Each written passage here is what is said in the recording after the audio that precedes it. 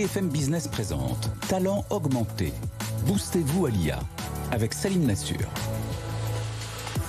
Bonjour et bienvenue dans Talent augmenté. Aujourd'hui, dans ce dernier épisode de la saison, on va parler finalement du sujet le plus important. Vous savez qu'on vous a promis de vous booster grâce à l'IA. Et aujourd'hui, on va regarder comment vous pouvez booster votre carrière grâce à l'IA. Donc ne quittez pas, vous allez avoir tout un tas de conseils hyper précieux pour la suite de votre carrière.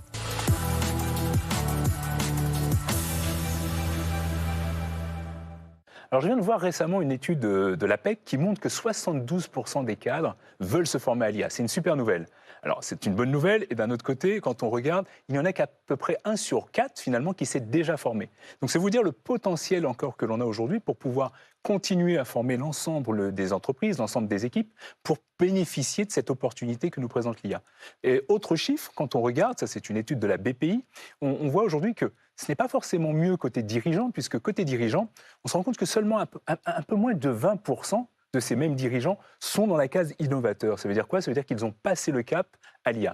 Tous les autres sont soit sceptiques, soit sont en train d'expérimenter vaguement. Donc encore une fois, au bout de quelques années de ChatGPT, de Copilot, etc., mon conseil, c'est qu'il est temps de s'y mettre. À vous de jouer.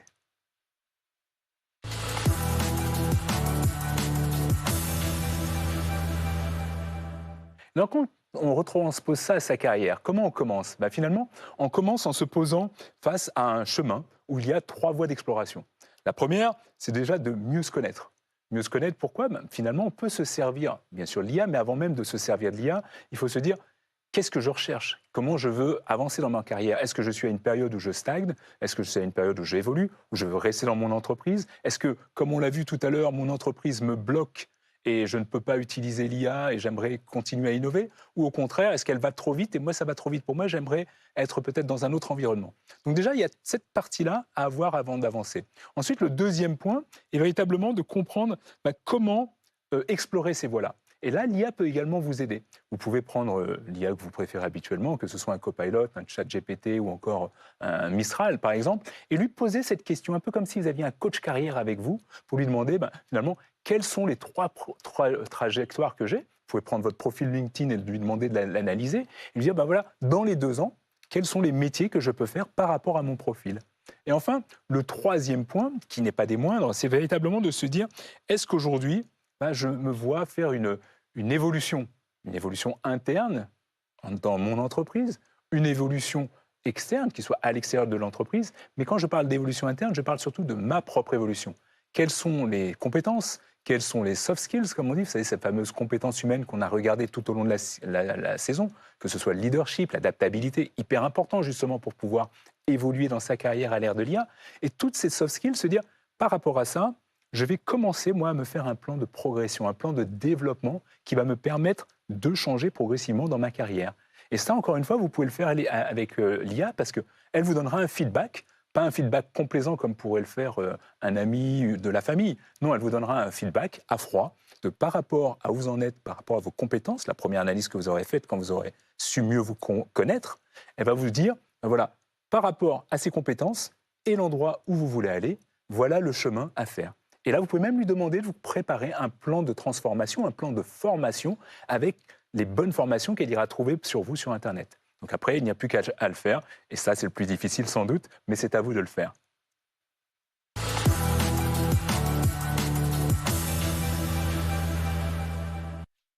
Et aujourd'hui, nous avons la chance de recevoir la DRH Group de NGE, qui va d'ailleurs se présenter mieux que je ne le ferai, mais Laurence Lelouvier, donc, qui est DRH Group d'un grand groupe, va nous expliquer effectivement quelle a été la transformation qu'elle a pu opérer, qu'elle a pu voir opérer au sein de son groupe, notamment avec des problématiques d'IA, mais pas que. Donc bienvenue sur Talent Augmenté, merci d'être avec nous, Laurence. Merci. Je te laisse te présenter ce que tu fais là-bas exactement. Bonjour, Laurence Levier. Donc, effectivement, je suis la DRH du groupe NGE. NGE, c'est 26 000 collaborateurs dans 19 pays différents, plus la France. Et nous intervenons dans 8 métiers qui vont de travaux publics, terrassement, aux grands projets, construction de grands projets d'infrastructure, en passant par les concessions, par la fibre optique, par un grand nombre de métiers, grande diversité de métiers et des métiers de passion. Oui, et comme tu le sais, donc encore une fois, merci d'être là. Aujourd'hui, et c'est pour ça que je t'ai invité en tant que DRH, on parle de carrière. Donc forcément, la carrière, c'est quelque chose qui te parle. Cette carrière, comment toi, tu arrives à identifier chez NGE des profils quels sont les signaux faibles, par exemple? Tu te dis, tiens, bah, peut-être là, il y a des évolutions à faire. Comment je vais les aider dans la transformation de leurs compétences pour justement toujours rester un peu up-to-date finalement sur leurs compétences et dans les métiers que vous avez chez vous? Alors déjà, nos métiers sont quand même des métiers très techniques et des métiers manuels. Et donc, il y a une certaine partie de la population qui sera moins impactée par l'arrivée de l'IA, même si à peu près, enfin, on va dire 80% de nos métiers seront nécessairement impactés ou sont nécessairement impactés aujourd'hui. Quelques signaux faibles, peut-être quatre que je mettrai en évidence. Le premier, ce serait l'automatisation croissante de certaines tâches.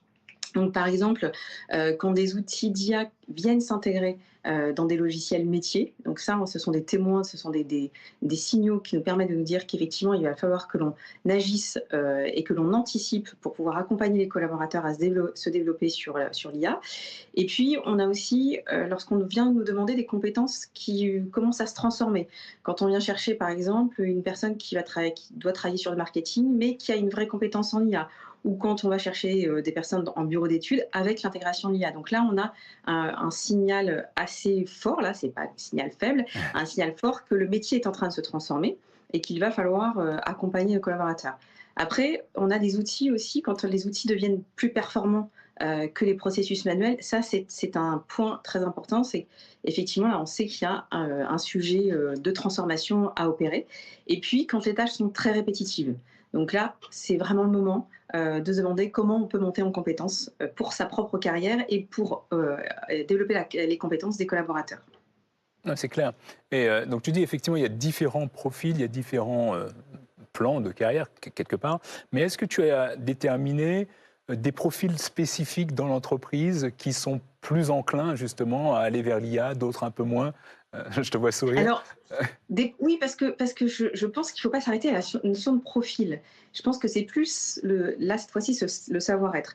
Des personnes qui vont être curieux, des personnes qui vont être ouverts d'esprit, des personnes qui vont être agiles, qui vont tester un produit, un outil, et qui vont dire, tiens, je peux proposer à mon manager, par exemple, ou je peux proposer à quelqu'un de pouvoir l'intégrer dans un processus parce que j'ai vu que ça fonctionnait très bien, ou ça m'aidait, ou ça me donnait un petit peu plus de temps pour pouvoir travailler sur des tâches à valeur ajoutée. Donc on est plutôt sur des personnalités qui vont être apprenants, enfin c'est vraiment des personnalités apprenantes, qui vont s'intéresser à la façon dont ils travaillent pour pouvoir réfléchir à se dire comment je vais demain travailler différemment, mieux, de façon plus performante, plus rapide, en m'aidant d'un outil qui va m'accompagner.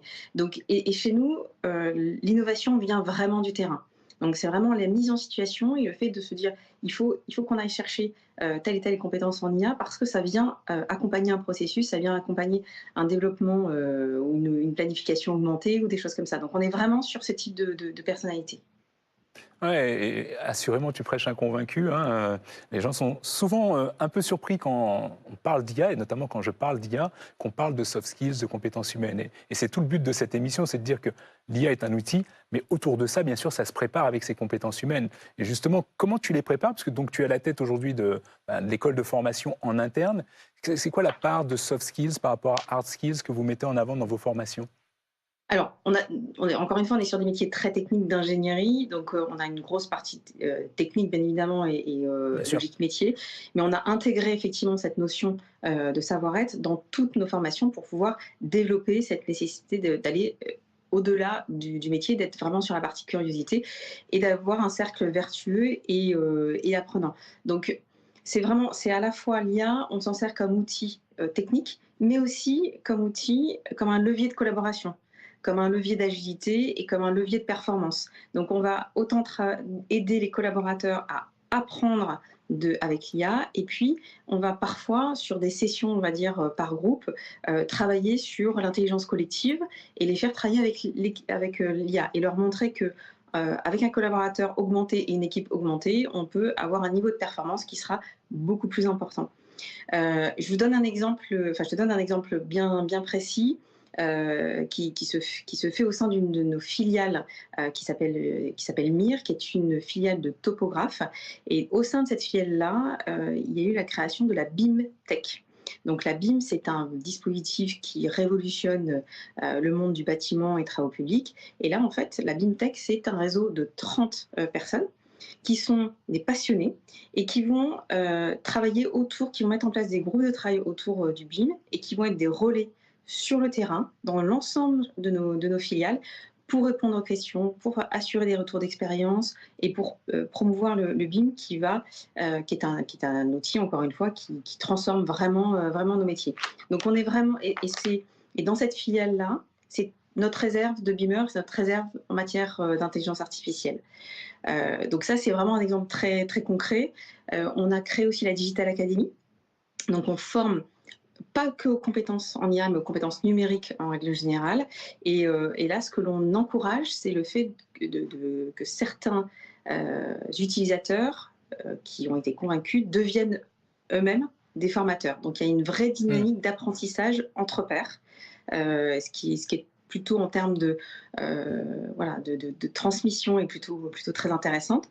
Et puis, on a aussi beaucoup intégré l'IA dans la conception pédagogique pour gagner du temps, pour être toujours en avance, parce que on est sur des compétences qui sont facilement périssables ou très rapidement périssables aujourd'hui dans le monde changeant dans lequel nous sommes. Donc en fait, on s'appuie aussi sur l'IA dans la conception pédagogique pour être toujours en avance de phase sur les évolutions de nos métiers.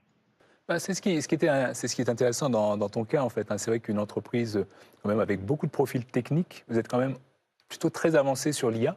Est-ce qu'aujourd'hui, tu penses que quelqu'un qui ne va pas vers l'IA met en péril sa carrière, puisque c'est le thème d'aujourd'hui?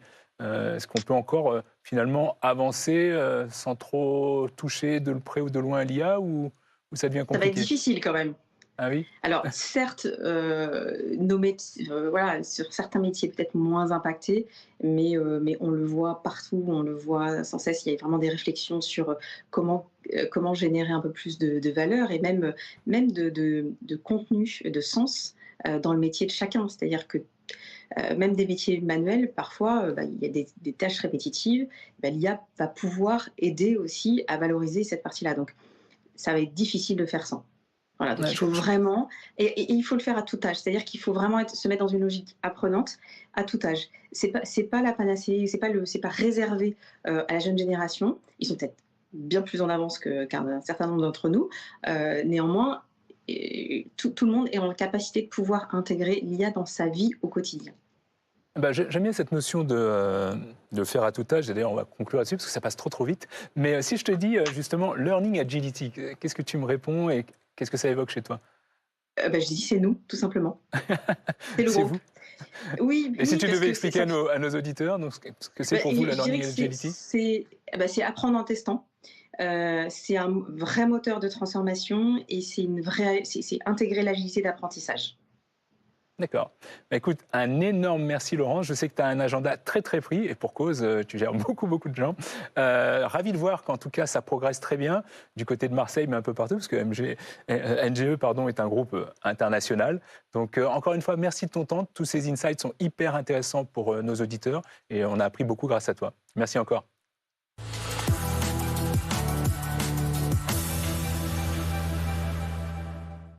Alors, on l'a vu avec Laurence, on peut faire évoluer sa carrière à tout âge. Ça tombe bien parce que je vais vous poser la question. Est-ce que vous pensez que l'IA peut vous aider à faire évoluer votre carrière?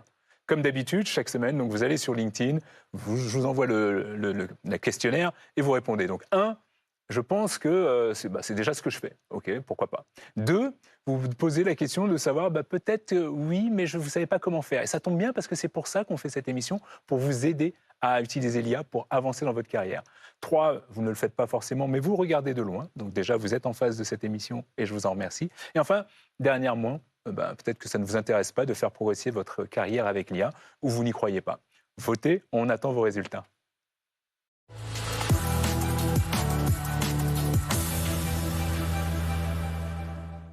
Alors oui, on l'a vu avec Laurence, la DRH de NGE, c'est de pouvoir justement développer cette capacité d'apprendre en permanence. Et cette capacité d'apprendre en permanence, ça a un nom, c'est notre potion secrète, ça s'appelle la Learning Agility.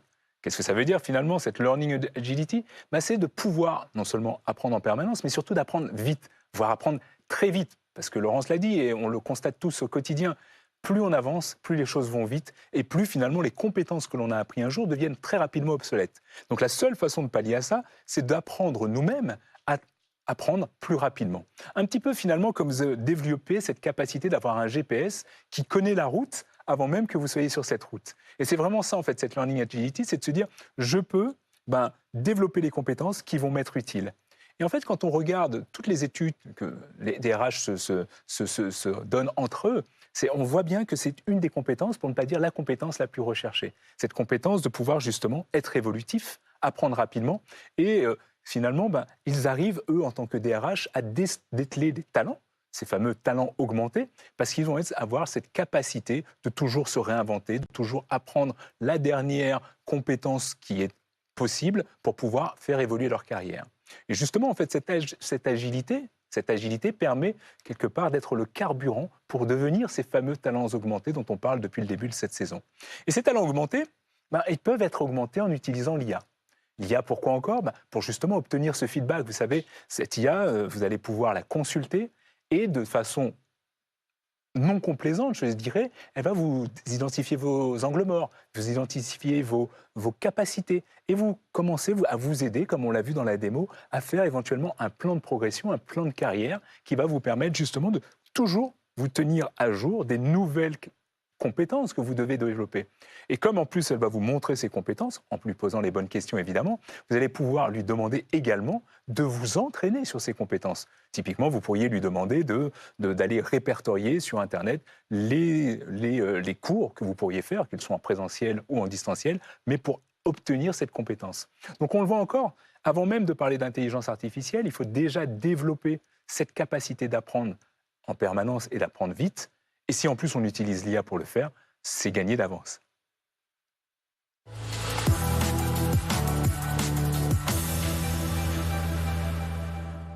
Et comme toujours, une démo est plus parlante qu'un long discours, donc je vous invite à regarder cette démo qu'on a préparée pour vous. Vous voulez faire évoluer votre carrière, mais vous ne savez pas par où commencer? En 2 minutes et 3 prompts ultra simples, je vais vous faire gagner des années de clarté. C'est parti. Première étape, faire un bilan objectif et motivant. Alors je donne du contexte avec ce prompt. J'ai 7 ans d'expérience en relations clients, je suis à l'aise avec la gestion de conflits et la formation d'équipe, je souhaite évoluer vers un rôle à plus forte valeur stratégique, sans retourner à l'école. Que me proposes-tu? Je peux demander ça à l'IA. Peux-tu m'aider à faire un point sur mes forces, mes compétences humaines et mes leviers de motivation? Et je lui demande d'utiliser un ton bienveillant, comme un coach carrière. Là, simplement, l'IA me renvoie une synthèse claire de mes atouts, mes forces clés, mes compétences humaines. Elle reformule également mes soft skills. C'est un peu comme un miroir structurant, mais en plus stimulant. Là, je vois mes leviers de motivation et surtout quelques pistes d'évolution sans avoir retourné à l'école. Donc avec différents rôles comme Customer Success Manager, comme chef de projet de transformation ou encore responsable formation et coaching interne. Et l'IA va même jusqu'à me donner quelques recommandations d'actions concrètes pour avancer. Deuxième étape, j'explore plusieurs trajectoires. Donc là, je vais lui demander de me proposer 3 trajectoires qui sont plausibles par rapport à mon profil. Et là, la même chose, je vais avoir la trajectoire 1, on va me proposer Customer Experience Strategist, intéressant, avec mes forces et les compétences surtout que je dois acquérir, voire les formations que je dois faire pour atteindre cet objectif. Deuxième trajectoire, responsable formation et coaching interne. Là, je vois ici tout de suite quel est l'objectif, mais surtout, encore une fois, quelles sont les compétences à acquérir et les formations que je peux faire. Et enfin, troisième trajectoire, qui me plaît bien d'ailleurs, chef de transformation. Et là, je peux encore une fois décider de ce que je veux faire. Et enfin, troisième et dernière étape, je vais préparer mon pitch pour aller vendre ça à mon manager pour pouvoir évoluer lors de mon prochain entretien annuel et lui vendre cette transformation finalement de mon poste. Donc là, je lui demande un pitch. Résultat, en 3 prompts, vous repartez avec un pitch clair, impactant, valorisant et surtout, vous êtes prêt à agir. Merci l'IA.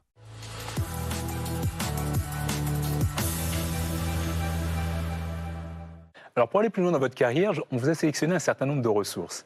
La première, c'est un livre qui a véritablement, littéralement changé ma carrière. J'ai lu ce livre, je me rappelle, en 2016, et j'ai eu la chance aussi de faire le cours qui va avec, c'est un cours de Stanford, où vous avez une espèce de 2 professeurs qui sont assez géniaux et qui reprennent des techniques de design thinking, donc qu'ils appliquent habituellement à des produits ou à des services, pour vous faire transformer votre vie.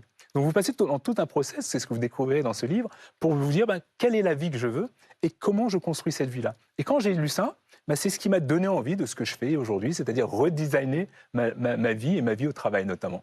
Et comme certains, je sais, n'ont pas forcément le temps de lire, vous pouvez regarder la même chose en vidéo. Donc Bill Burnett, qui est un des 2 auteurs, a fait un TEDx sur le sujet qui vous permet effectivement d'explorer très rapidement les grandes lignes, ça se passe en 4-5 étapes maximum, pour pouvoir faire un bilan sur sa carrière, un bilan sur sa vie, et se dire quel est l'endroit où je vais aller. Et ça, en fait, encore une fois, avec des techniques très simples, mais en même temps très pratiques et surtout très efficaces, il vous emmène vers cela avec des techniques de design thinking pour redesigner votre vie.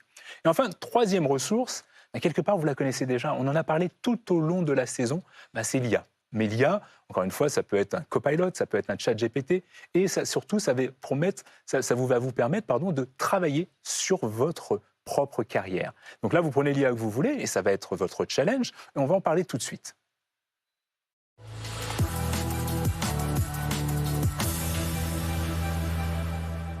Donc tout au long de cette saison, je n'ai pas arrêté de vous dire que ça s'accélérait, que ça allait de plus en plus vite. Donc pour une fois n'est pas coutume, je vais vous demander de ralentir, et ça va être votre challenge. Ce que vous allez faire, c'est prendre le temps de vous poser, d'utiliser l'IA que vous voulez, que ce soit Copilot, ChatGPT, Mistral, bref, ce que vous voulez, et vous allez prendre cette IA en tant que coach. Donc c'est ce challenge IA Coach Carrière, et vous allez travailler sur votre carrière. Comment ? Tout simplement en prenant ce prompt, vous pouvez l'agrandir si vous le souhaitez, mais à minima, vous prenez ce prompt, vous le mettez dans une IA et vous regardez ce que ça donne. Et vous commencez à engager cette conversation avec l'IA pour avancer sur votre carrière. Et vous allez voir que ça a un bénéfice dingue de se poser ces questions et surtout d'avoir un feedback. Et quand vous avez ce feedback, vous pouvez, si vous le souhaitez évidemment, laisser en commentaire avec les hashtags qui sont présents à l'écran pour nous partager ce que vous avez vécu comme expérience de coaching carrière avec cette IA. Et si on le fait tous, encore une fois, on progressera tous ensemble.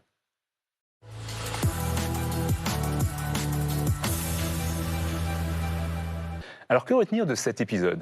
Voire que retenir de la saison entière, finalement ? 3 choses, comme d'habitude. La première, et j'espère que vous l'aurez compris, parce qu'on vous l'a dit, l'IA est un accélérateur. L'IA est là pour vous aider, pas pour vous remplacer. L'IA va vous permettre de faire tellement de choses que vous n'aviez pas forcément envie de faire ou que vous n'aviez jamais pensé faire. Donc ça, c'est la première chose. La deuxième, finalement, c'est que vous n'allez pas vous trahir en utilisant l'IA, vous n'allez pas perdre votre humanité. Au contraire, ça va vous permettre de vous développer. On l'a vu dans l'épisode d'aujourd'hui, typiquement, commencer à prendre du temps, avoir cette conversation avec l'IA sur sa carrière, c'est peut-être quelque chose que vous n'aviez pas fait jusqu'à présent. Et enfin, le 3e point, finalement, c'est de se dire que le meilleur moment pour commencer, c'était hier. Non, je rigole évidemment, c'est aujourd'hui, pour ne pas vous dire que vous êtes en retard. Et le 2e moment, c'est maintenant. Donc n'attendez pas, allons-y ensemble et utilisons cette opportunité que nous offre l'IA.